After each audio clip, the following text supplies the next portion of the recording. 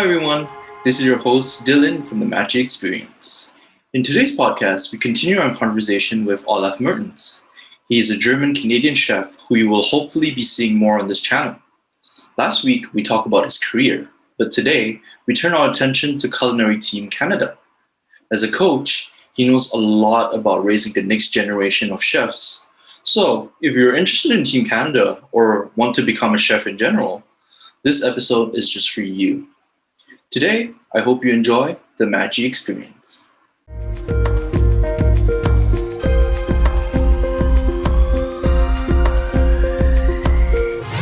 Now I want to shift the focus, as Timur was saying. I want to go more into the Culinary Team Canada. So can you tell us more about the history, upcoming competitions?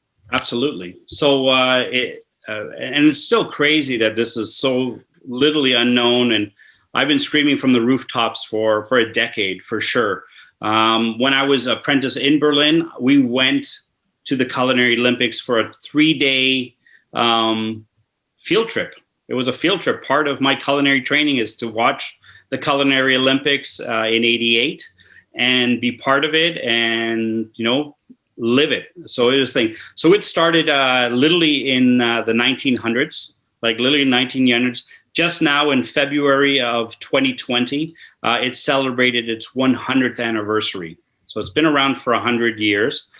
We had Team Canada was the first team, official Team Canada was in 1968. And the first team participating, that particular team participated then in 1972. Our first overall world champion gold was in 84 and 92. Otherwise, we always we're always in the medals, but it's sort of the medals are there, but at the same time, it's a points system. In competition, you're always starting at 100%, and your errors bring you down. So it's not like you start from 0 and go up. You're at 100. Don't give anything away, and if you give something away, that's what happens. So my junior team was gold, silver. Just now, our culinary team, just now in February 2020, was silver.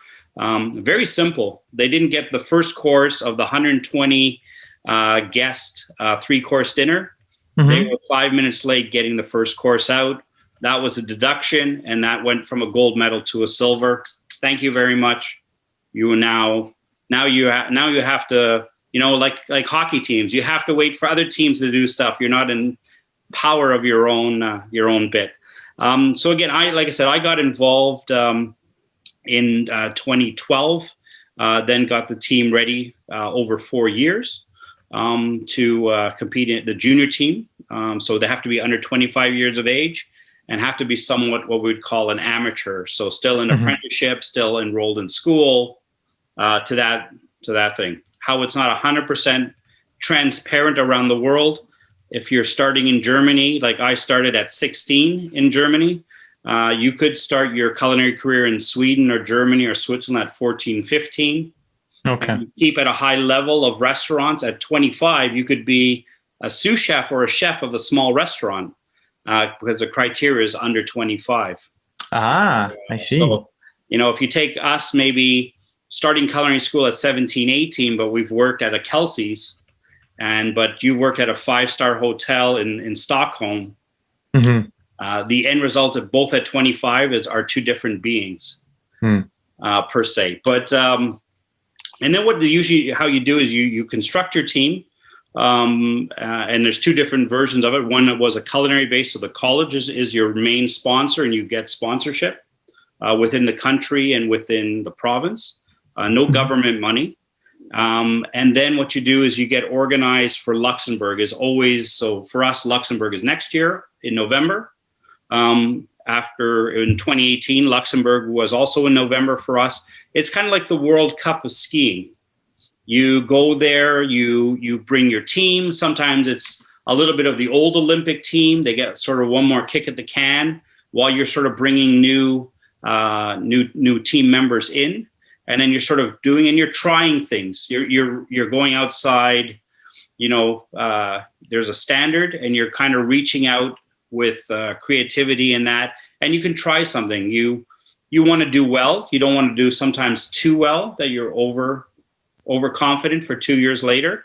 But at the same time, you want to try things. And so it's really trying the team out, trying a variation of the team, bringing obviously the mash of old members that just competed with new members and how that sort of fits in. So it's no different than a great sport, right? Like a junior team Canada hockey. So we try things out. They get global experience. You know, we need the pastry chef to go earlier to make their desserts because the dairy's different, the cream's different, the cream cheese is different. A lot of things are different. The eggs are different. So they need to kind of practice their dessert once or twice with, and we go to Luxembourg and now you got product from France, product from Luxembourg, product from Germany. But it's all there. You can get Philadelphia cream cheese, this beautiful apple, molded apple cheesecake, and inside was a little stew of apples and ice wine. And when you cracked it, it was like the molten lava cake, but of chunks of apple and ice wine. So even we tried the German Philadelphia cream cheese, which had nothing to do with the cream cheese that we were used to. The recipe was used to by using Philadelphia cream cheese here in Canada because the dairy is different. So you really use that. They get a chance to play in this arena, and then they compete, and you hope you get some good mouths. But the judging criteria is still a global judging criteria, so it's the same rules as then 2 years later at the ICA, which is the Internationale Kunstausstellung, so international cultural, so skill-based exhibition per base. Okay. And then you make your tweaks from Luxembourg, and then you still try to drive some more money in because it's about a $500,000 task for the 4 years. And it's about a good 200, maybe it's 150,000 euros. It's about $200,000 kind of to do each European trip, sending equipment over, buying new equipment. That mixer doesn't go. We don't want to go with an adapter. So we may as well buy a KitchenAid and buy this and buy that. And it's one of those things. So that's sort of how, Canada's developed. Camp's always done well. The pro team for the last I think four plus have always sort of ranged like 11th. Now 8 years in back to back, or 2 sessions back to back, we've hit 8th again.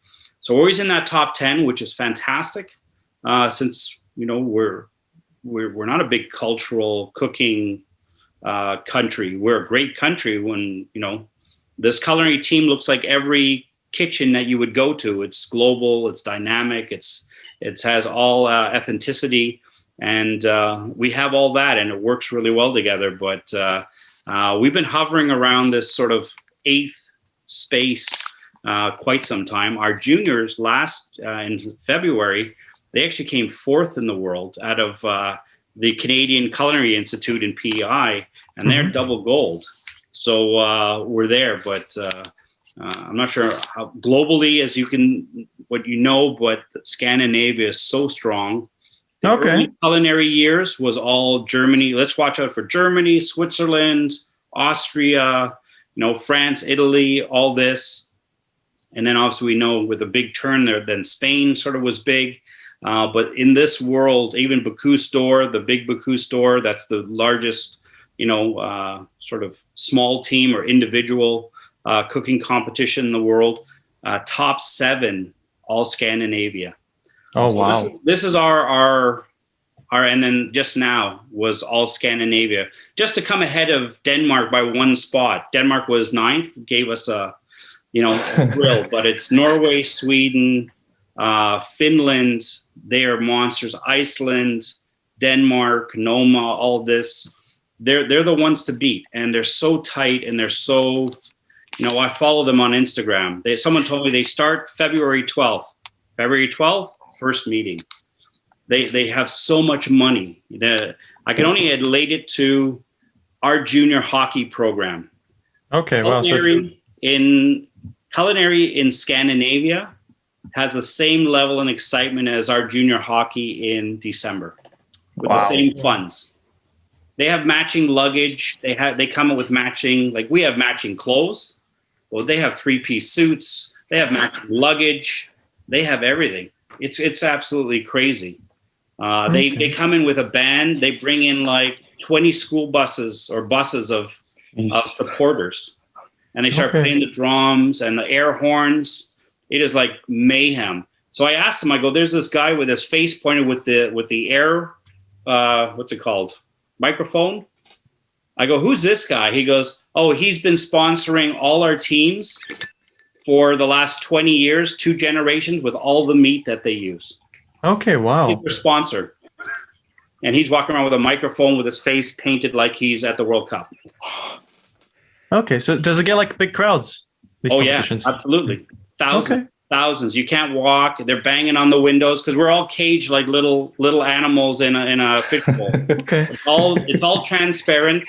The thing I'm watching as a judge, I'm watching people cheat between the window, making signs, kind of like Belichick and the New England Patriots. That stuff happens. Absolutely. Okay, wow. Oh yeah, That is cool. The cheaters is the fun part. So what happens if you find someone cheating? What does that deduct points, or is that completely out?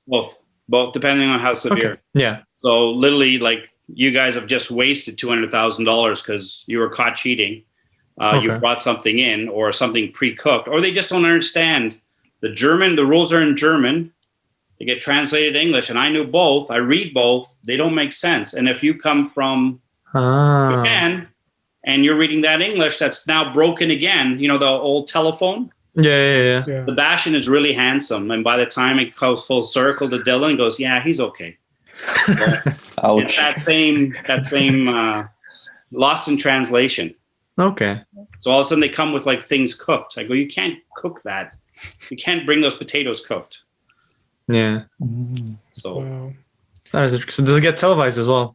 it does get televised. Absolutely. Now, obviously more on, we made our captain Ray Hill. He was in like 9 newspapers. They love the Canadian flag. They love Canada. I think every 2 or out of the 3 newspaper headlines was maple syrup is going to the Canadians and their maple syrup are going to take gold. And they love that kind of thing for sure. So televised, obviously social media, and they have internally their own TV network, and sponsors want to buy video. So I will try to look it up next time because that's not interesting.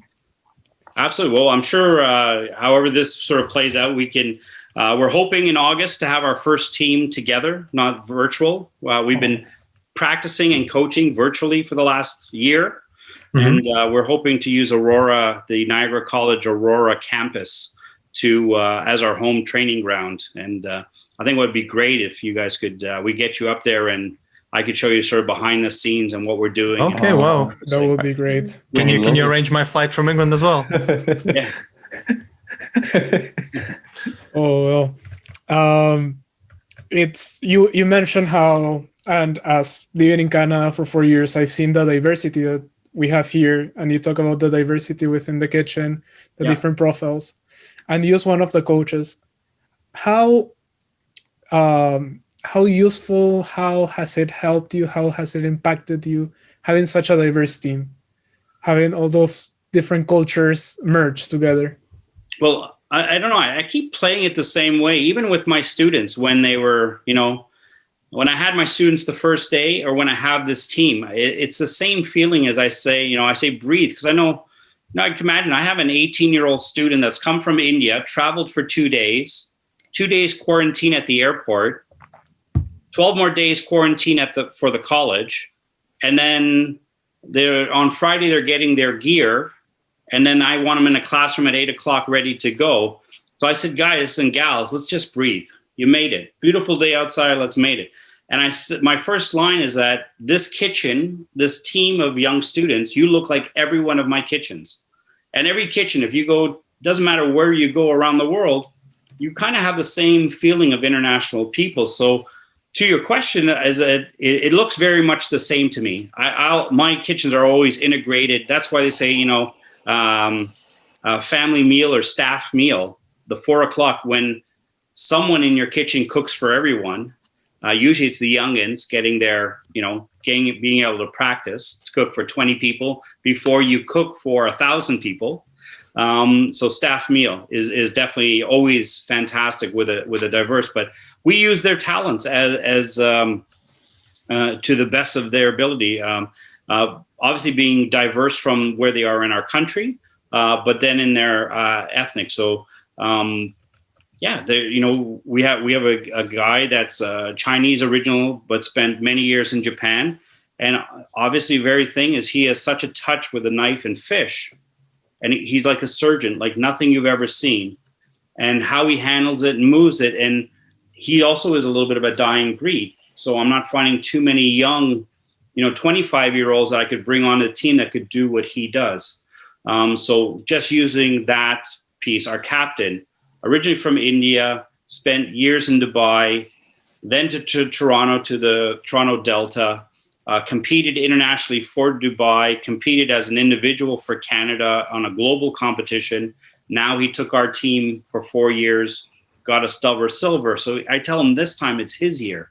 Everybody knows you in competition world. And they know you from Dubai and India and this and that, and Canada knows about you, but no one knows about you like the captain of Team Sweden or that. I go, this is your legacy year, because in my head, you really got to shine. That I'm not sure if I even want him to be the captain to the bitter end. I think maybe there, and then having some, depending on who's the best, how do I get the best people on the ice, right? For the big game, and he needs to fight for that too. But I'm pushing him differently. I want him to be legendary. I want him to be the team that gets double gold, and we need to get on that podium, because this 8th and 7th and 5th and 6th and all that is good, but we got to get on the podium. So that's of course. So you're there to compete and win. Yeah, we use the team that way. Maybe back to the team, how the team comes again with the diversity piece. We wanted to be super transparent. Like I said, there's always these hubs: a Vancouver, Edmonton hub, a Winnipeg, Saskatchewan, Edmonton hub. Then there's an Ontario hub, and then a little bit of an East Coast hub. And we kind of all we're a little dysfunctional. We're not 100% all jumping together as we want, because the country's so big.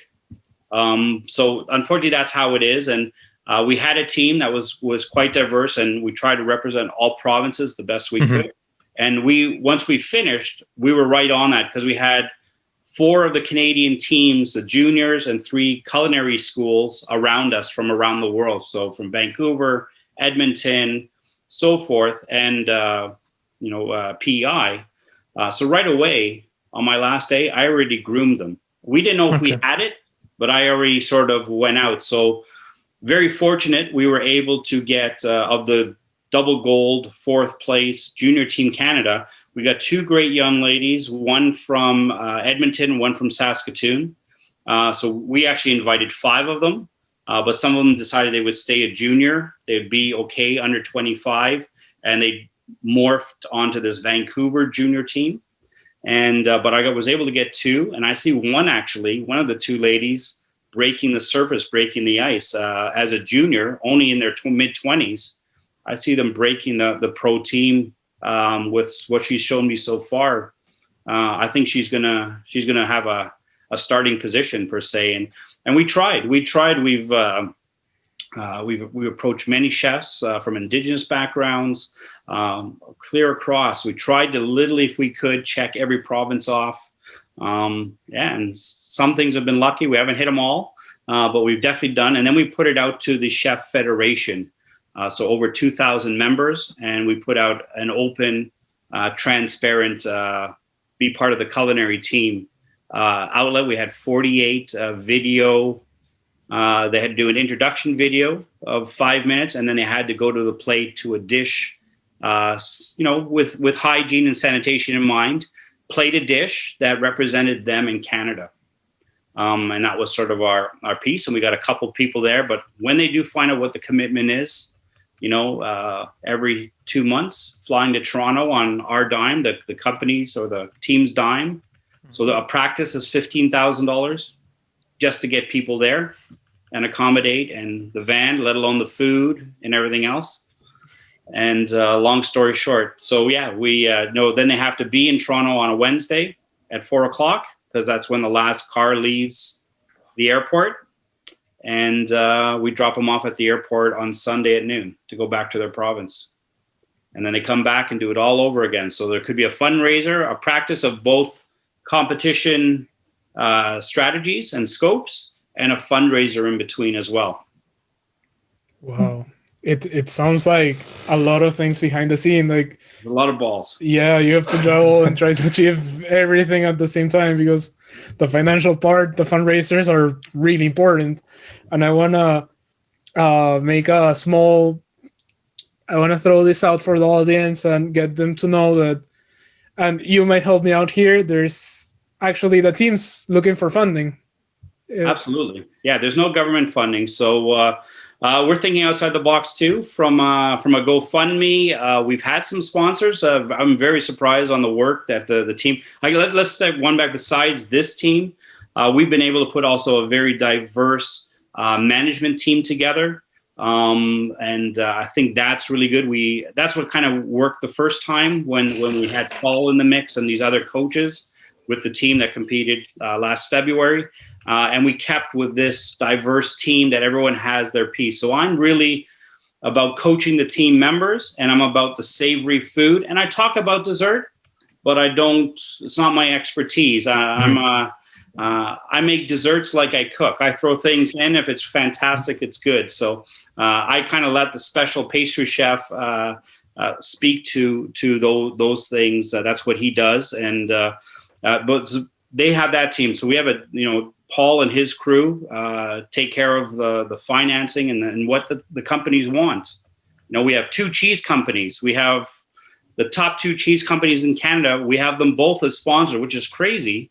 But we're doing 2 different roles for both of them type idea. So again, and that now is different. I can now do something here in Toronto we just got a bison sponsor. So the Canadian Bison Association. So we'll be using bison. We have a duck sponsor. We have a meat sponsor. And they'll all want something a little bit different, especially in this market. They'll want something different. How do I cook their gourmet May 2-4 barbecue box? How does Chef Olaf do it? What will he do with this meat? And that's their asks are different. Okay. I'm sorry, did you say bison? Yeah, we just hooked up with the Canadian Bison Association. So I'm thinking that now bison could become one of our... So the competition works, it gives you criteria. Uh-huh. So the first course has to be fish and shellfish, and it has to be warm. It has to have a vegetable, a sauce, and a garnish. Mm-hmm. What that is up to you. So the main thing has to be a red meat or a poultry. It has to have a starch. It has to have 3 vegetables. It has to have 2 sauces and something else. So what we'll do is we'll now practice with different cuts of the bison. It'll definitely be a prime tender cut, and it'll be something that you have to work, like bison cheeks, the bison hump, something that's not easily done, something that takes, of the 5 hours, it takes 2 hours to braise in a pressure cooker, something that's going to be messy and dirty, but you're going to make it into something luscious and rich if you had 10 hours to cook it, but you'll do it in 2. So that's sort of how, for dessert, something baked, something crispy, something frozen, 2 sauces, 2 garnishes, and something either with chocolate or sugar as a showpiece. So that's the criteria of what we work for. And that's what we judge every 2 months. Wow. I'm probably going to ask the stupidest question ever, but how does bison taste like? I would say you're getting big grassy notes as well. Quite lean. The fat is a little bit more yellowish, pale. Mm-hmm. And I would say like a very, very cross between the chew and the mouth appeal of a sirloin steak, but lean as a beef tenderloin. Okay, wow. Because to be fair, right now, I won't be surprised if you just go, I'm kidding, by the way, we don't cook with bison. No. It just sounds crazy. No, absolutely. No? Oh, wow. They've committed to product for 4 years, which is, and it's not, that's cool. Where a normal New York strip loin might be, anywhere between $12 and $25 a pound. Bison starts about $36 to $50 a pound. Okay. Yeah. So it'd be more cost effective than that. So now again, they need notoriety. People don't know about bison. So let's get Team Canada to showcase it every 2 weeks. That is awesome. Yeah. I want to try. I really want to try. That sounds fascinating to me. Yeah, absolutely. We have King Cole ducks there, right? Also they're up in Aurora in that area. And so obviously we'll be doing duck. We'll try it as a main course. We'll try it as an hors d'oeuvre. We'll try it as an appetizer in one of our fundraisers and some of our skills, and see if we can. So you try to see how does it, move into your main dish. What represents Canada when we compete then? Okay. Wow. That's cool. Sounds Dylan, you had some questions, yeah? Oh. Yeah, no, I was gonna wrap up this podcast with some more casual and fun questions. Okay. We were kind of talking back and forth about your history, your portfolio of experiences going back to Berlin and in Canada. But I was just curious, if at any point before accepting Team Canada's role, if you were given an option to represent Team Germany or Team Canada in the culinary competition, which one would you opt for, and is there a reason why you would opt for? I can tell you that when I had the junior team, we did really, really well. When it was a brand, they changed the competition in 2016 to the style of competition, and we were day one, and we were of the 26 teams, we were in position one. So we were like the first one out of the gate to this brand new competition where there was no standard. You always, in a competition, I always want to be like in the middle of the pack or towards the end of the pack. Okay. I never want to be the bar, right? Okay. But I did take this junior team that had grown with me, and we had competed already, and this was like, the thing. And I put my arms around them, and I go, ladies and gentlemen, I said, and we're in like the huddle, like the rugby huddle. Yeah. And I go, I want one thing and one thing only. If you could do me one favor, you haven't really done me a favor. So just to get them at ease and get them, get a little bit of humor to take the pressure off. I go, could you guys go out there and really just kick the shit out of Germany in Germany? And can we do better than Germany as a junior team? And we did. We ended up we came 5th, as I said, and Germany came 9th. And we had already beat them in the day before. I just wanted to have the second competition to beat them again. And they were in our, there's 8 kitchens. So we were kitchen 1, they were kitchen 4. I said, and us coaches kind of went back and forth. And I already saw them deteriorating. So I said, can we do that? And then again, I always like to be the German kid that got away. And okay. I love, helping Canada to do that. And I use it as a thing. When I go there, I speak English.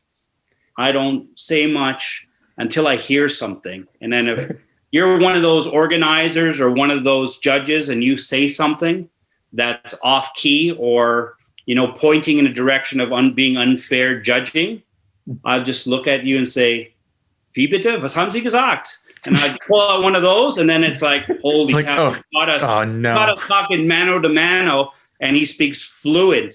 And then I just sort of then talk about where I was and this and that. And then it got like this, okay. So not only is Canadian, he speaks German, but he was with this chef in Germany, and it's kind of like this, I went through the gauntlet of the old boys that beat people up in the 80s and in Germany. Okay. And so I get like this other respecting, but I hold that to my heart to the very last.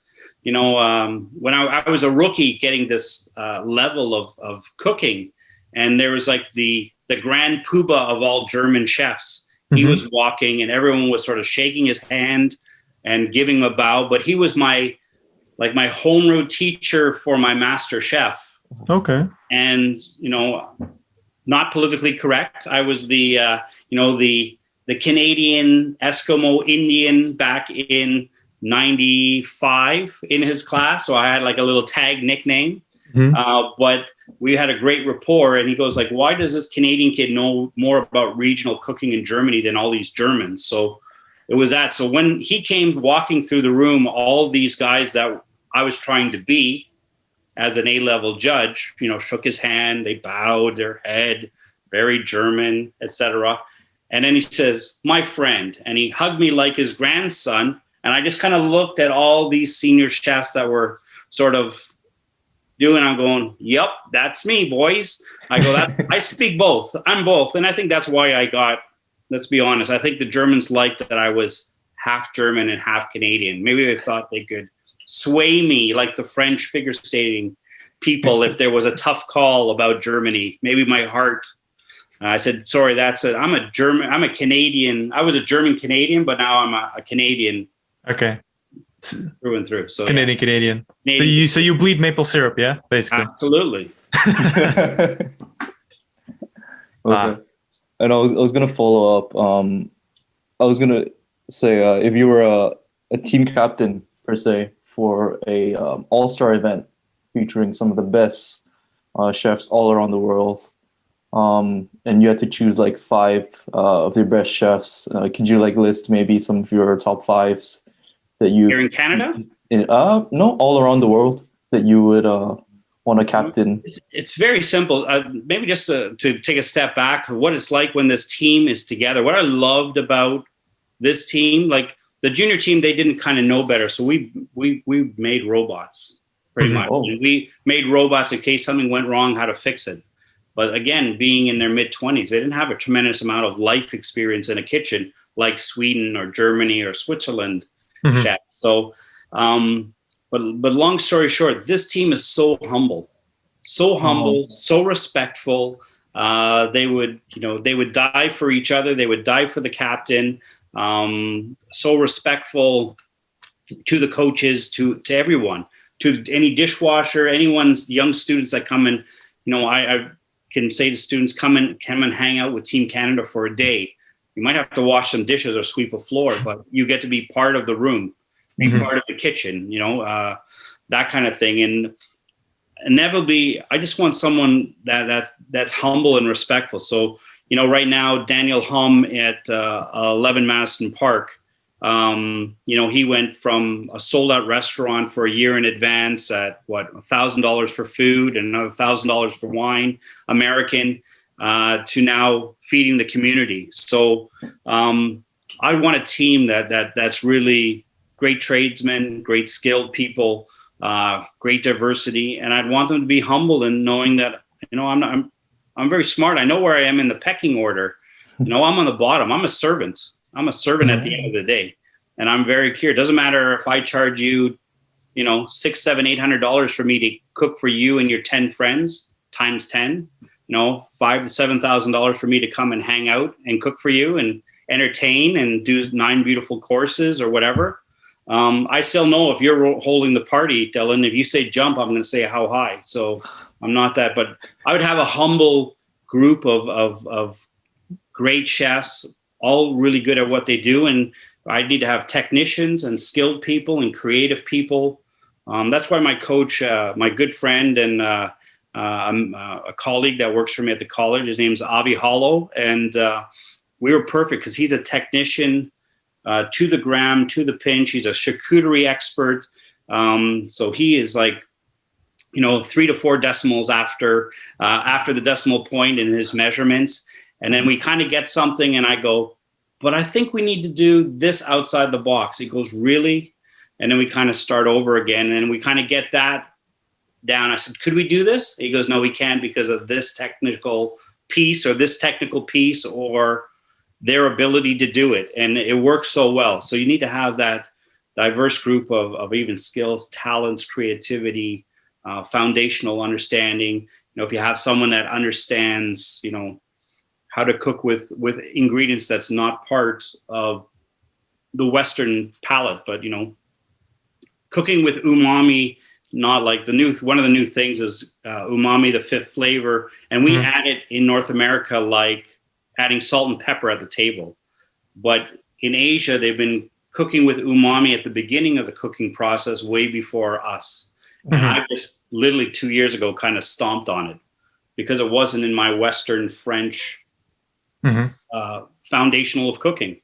But now I add soy sauce to help fermentation for thin crust pizza, to help the rise, to help the sweetness, to help the flavor, and then at the end it helps me with my caramelization on my crust. And now in great Italian ingredients for a Neapolitan pizza, I add soy sauce so that soy sauce and umami works with the yeast at the beginning of the process, and I don't add it just with the Reggiano Parmesan at the end of the pizza. Wow.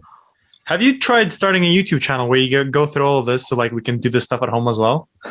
Or no, I could send you I just kind of made it private, but I could send you what I did. You'll hear the passion when and this is just talking to my students. But no, I haven't.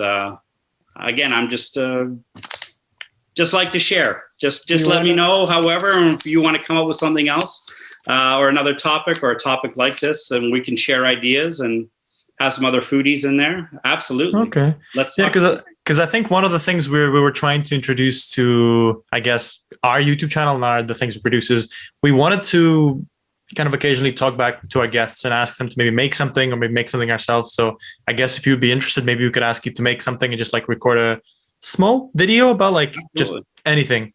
Absolutely. Okay, we'll definitely take you up on that. I've even had someone recently come again, thinking outside the box. It was a real estate lady in Georgetown, and she had 6 good clients. She dropped off a basket at 5:00 to their house, and then they all had 2 hours to cook. And at 7:30, they had to present an hors d'oeuvre and 3 courses. And then I came up on the screen like this Zoom call, and they sent me pictures of it, and then I had to judge. And it was sort of a thank you, appreciation, outside the box thinking 2-3 months ago, COVID number 2, and round. And it was fun. So wow. Like that. Yeah, we could do whatever. Cook something, eat something, how one seasons, how one tastes. How do you satisfy? How do you know you want to actually put something in your mouth? What check marks go off in your head? Wow. When does your brain say open your mouth and taste, and then what happens? Kind of thing. So those kind of fun anecdotes. I was working on a manuscript called Play with Your Food. And it's all these sort of little tasting and wine tasting, wine and food dynamics. How do you taste? How do you develop your palate?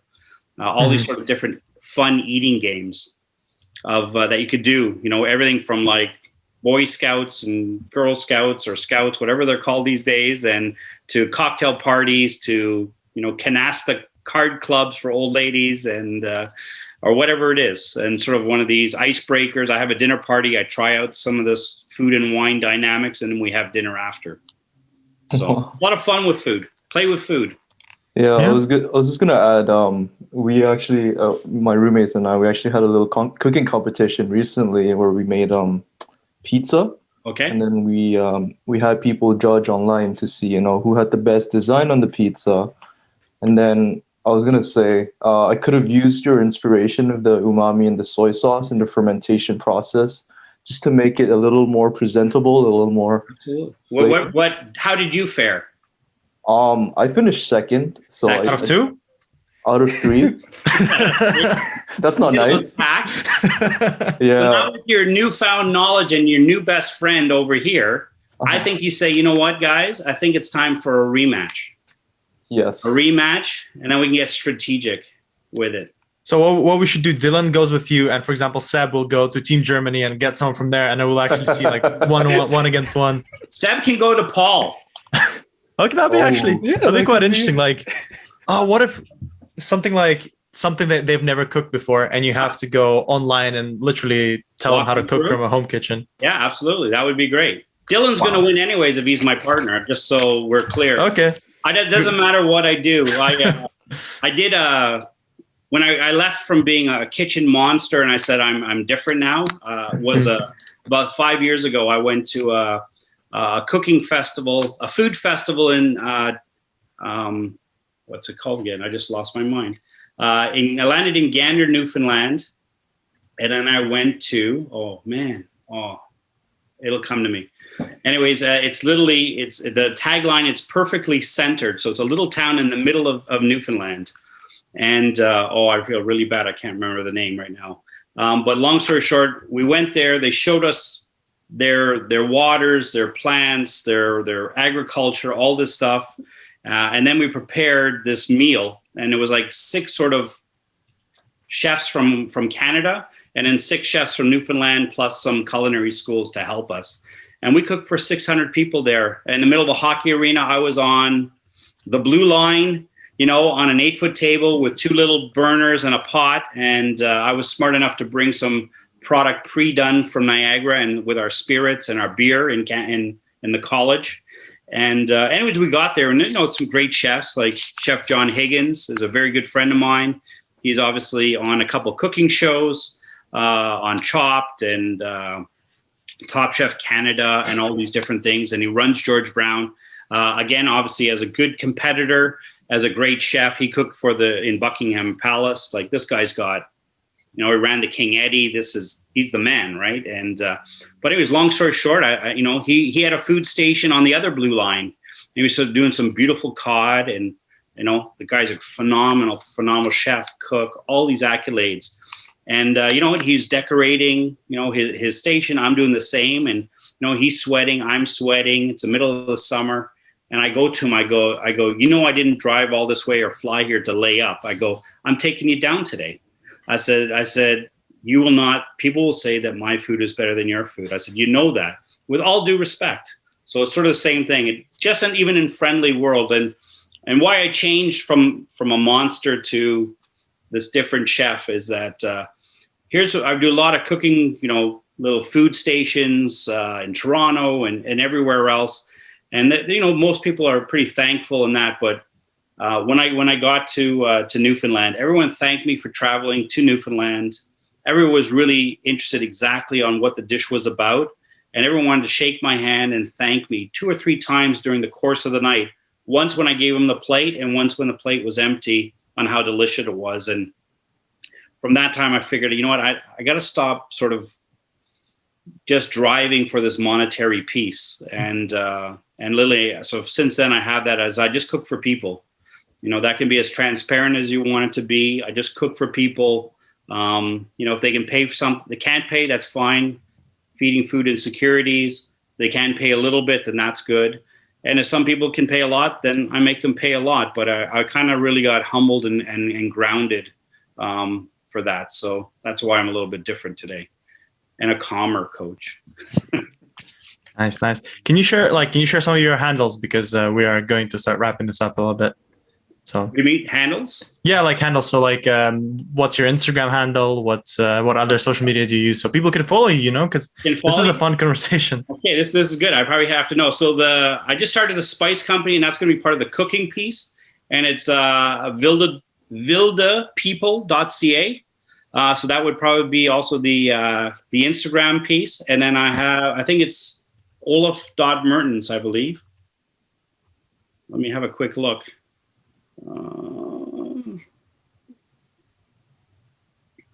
So it's Mertens.Olaf at Instagram. Okay.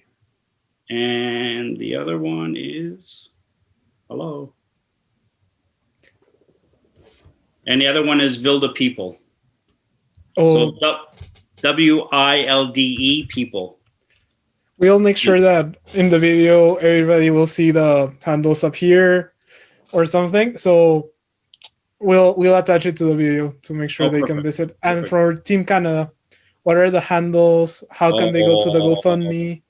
Oh, that's a good question. I'll have to get back to you. I'm really not good with all that. I try to keep away from Paul's domain. Okay, I'll guess I'll do it. So if you want to go and read more about the Culinary Team Canada, make sure to go culinaryteamcanada.com. Okay. And if you go to the homepage, you scroll a little bit down, you'll find the GoFundMe. It will also be attached in the video, so make sure to support this team and help them succeed for Culinary World Cup. Thank you, everyone. Thanks, Sebastian. You're welcome. It's been amazing having you here. Yeah, no, thanks for having me. And again, like I said, I'm just a call away. If we want to have a cook-off live, I think that would be fantastic. I would love if you want to barbecue live, whatever we want to do, let's just talk about food and be crazy. Or, maybe in a couple months we can meet in one room and set a camera up and just have some food there. And that would be just go through the food and just let it be silly, fun, stupid cooking. And, we can do everything. Talk about where it came from, why it's good, what we're going to do, sample, taste, educate, all these kind of things. Have you ever tried Peruvian food? A little bit. I can try. I'm always good for the next, obviously some great chefs, obviously through Netflix. are around, and that's the kind of food I need to learn about. Prior to this, I was going. We were doing Canada Day celebrations in Ecuador, and I was teaching at the culinary school in Ecuador. I did that for 3 years back to back, and I've let another faculty do it, and that was sort of my first taste. But there's so much of South America I need to feel and experience. So let's see. Hopefully, I know that they've really been big in competitions the last couple of years. They've really they're culinary schools, and they're getting the funding to do that. So with the right culinary school, if I get a roof over my head, I say I'm never rich. And I won't say I'm a rich person, but I'm very, very excited that I could go. If I can get to someone around the world, I have a bed, I have a good drink, and I have some food, and they'll show me the country the way it should be shown. And no different. I have people from all over the world staying at my home in Niagara, the same too, and I'll show them the world and give back that way. So that's how I'm rich in that type of exchange of life and experience. Amazing. I'll make sure to show you some. I've lived in Peru 19 years. I'm actually Peruvian. Yeah. And I can show you pisco, chicha. We just need to go to Kensington Market, find the right ingredients, and okay, sounds good. However, this food tour can be, go pick up things, end up somewhere. Like when I travel, I don't even want a hotel. I need to travel and have a place that has an Airbnb that has a kitchen, because I want to pick up stuff and eat it that way too. Besides restaurants, and so I don't need a hotel room. I need a place that has a little kitchen in it for sure. So so whatever we can be, always creative. However we can go have fun, and I'm always good. I had some guys come to my cooking classes when I had my restaurants. They said, we're having like 10 guys go to Muskoka and cook, but we're not only using natural fire, no stove, no oven, Dutch ovens, open fire, kettles, barbecues, what have you. And they just said, would you come? I go, when is it? It was 6 weeks from now. We're going to go up there Friday morning, come back Sunday. Sure, I'll come. And I said, so no ovens, just fire. He goes, yep, charcoal, wood, and fire all weekend. He says, you're really going to come? You're going to leave your restaurants for 3 days on a weekend and you're just going to come and cook with us? I go, yeah, absolutely. Let's just cook. And it was best time ever. Okay. So you're the kind of chef that still has love for cooking and not just doing it for just absolutely. Because they've been doing it. Okay. That is definitely, that's good. Absolutely. Okay. Well, thank you for coming on our talk. It was more than enjoyable. Not going to lie, it was amazing. I didn't know about bison. That was cool. There we go. And I think I now appreciate cooking competitions a bit more often, because when you look at it on TV, you just go, they just cook. It's not difficult. You turn the oven on, or you turn the stove on, you fry some things, make it pretty. That's it. But now that we talked about it, it's kind of it's more professional than some professional sports are even. It is. There's definitely strategy behind it. It needs. If they look like they're stressed, they need to look like they're doing a waltz or they're acting in a ballet. That's how down to a T we have it sort of mapped out and choreographed when they're cooking for 5 hours from raw ingredients, whole fish, whole lobster, what have you, to 5 hours later in half an hour and a half to put out 120 appetizers, 120 main course, 120 desserts. From raw, 5 hours and an hour and a half of service, 30 minutes for 120 portions. Each plate has 7 to 12 steps on the plate times 3. So that 120 times 36 moves that have to be prepared. It's choreographed like a ballet. And if it looks stressed, the judges are watching you all the day. Okay, wow. We do 2 things. We check their product. We see how organized they are, and they always clean fish first. So we literally all go out and watch them clean fish. If they have someone that can clean fish, we actually walk away for a while. And if you're just destroying that poor creature, we just sit there and wait all day. 5 hours, we sit and watch you. Every 5 minutes, we'll come back and watch, and we'll walk through the kitchen. But if you kind of have everything pro and controlled and you're flowing through this kitchen, We give you your space. We don't even walk in the kitchen. We see whatever we need to see here because we know we're not going to find anything. It's all been choreographed and not to give any points away. Mm-hmm. So cool. Well, I hope we can play and do something fun. Yeah, we can get you down to a practice once we're going probably more in the fall because we hope to start in August. Mm-hmm. And then obviously 3 more times this year, every 6 to 7 weeks, and maybe get you guys up there with a camera, see behind the scenes, maybe do like a part 2 to now how things are evolving, a little sub something. And I'd love to show you how that, and this will all make sense. This will really make sense once you see it. Yeah.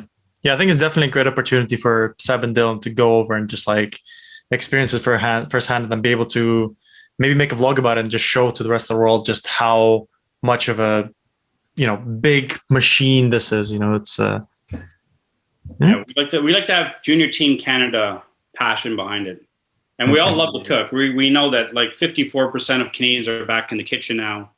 All these numbers speak to people cooking again. So we'll go from there. Well, thanks everyone. Thank you for coming on to the Matchii Experience. We appreciate it. Thank you. We'll be in and touch. We can connect again really, really, really soon and cook delicious, hey? Everybody always cook delicious.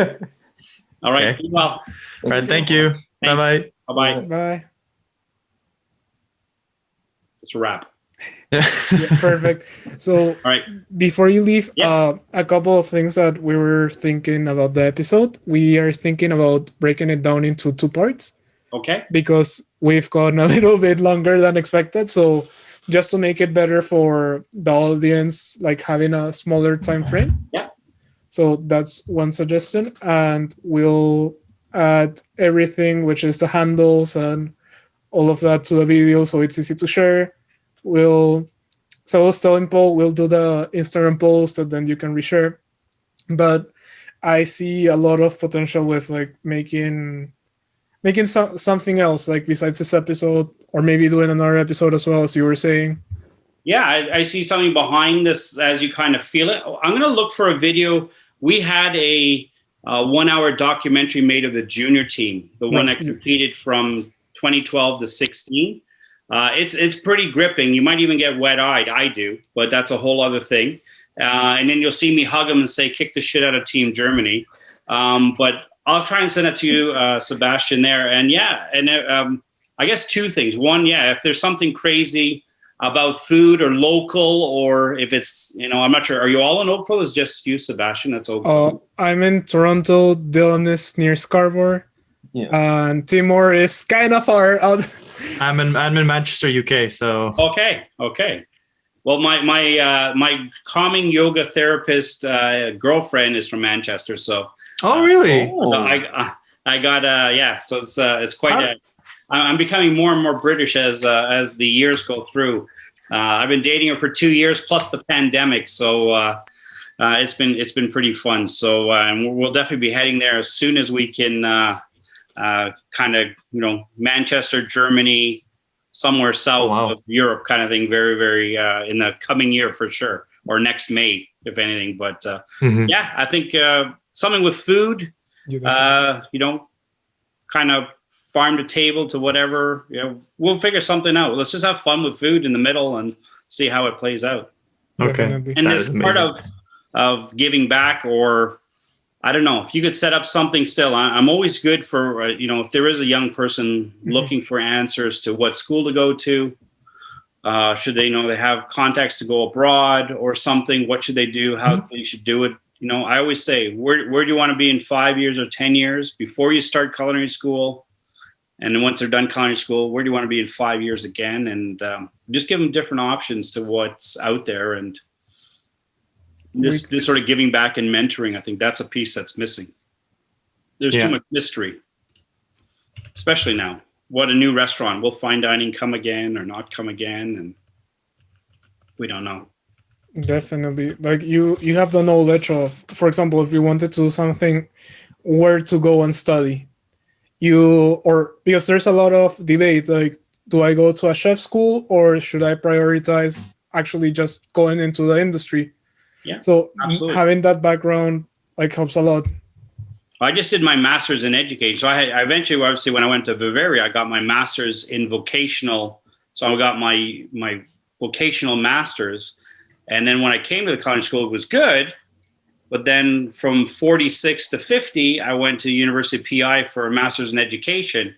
And then all of a sudden, I'm super sexy, right? In the academic world, because I can speak to both sides, learning skills, mastering skills to the academic foundation of it, per se. And that's, yeah, no, I just got a great young girl. She just finished University of Guelph, bioscience degree. And then she came to my classroom 6 months ago. And now I see something in her, that maturity that she has. And I just got her a co-op for 6 months in PEI at a very well-known restaurant, because she has it. She's shown that with the university and that piece, and then jumping to college. Or my son just finished U of T and then jumped to Niagara College for marketing after English, philosophy, and religion. Who would have thought?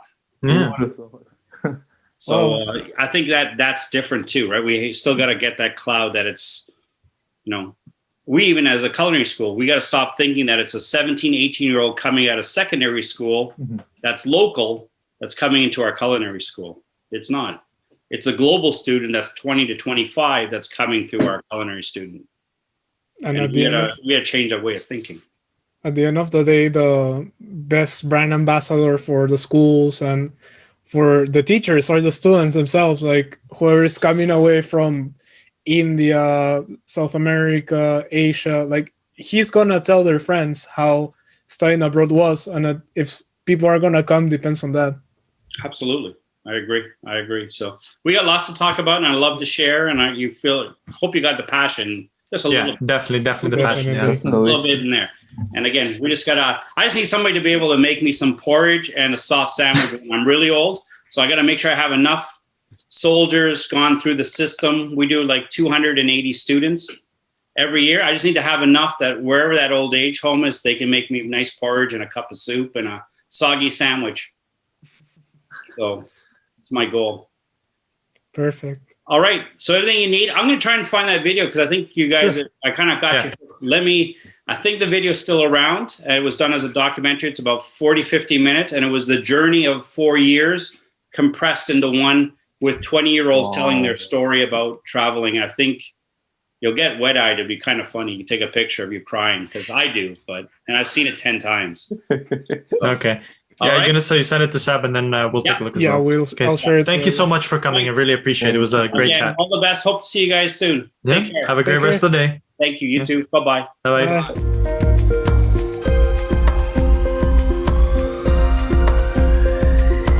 I hope that you enjoyed our chat with Olaf about Culinary Team Canada. If you want to find out more about how to help go fund your course, check out the link in the description to learn more. As always, give this video a like if you're watching on YouTube, or follow us on our various social medias. Links are in the description. Check out Matchii.io on Instagram for more content and updates. And we will see you on the next episode of the Matchii Experience. Bye-bye.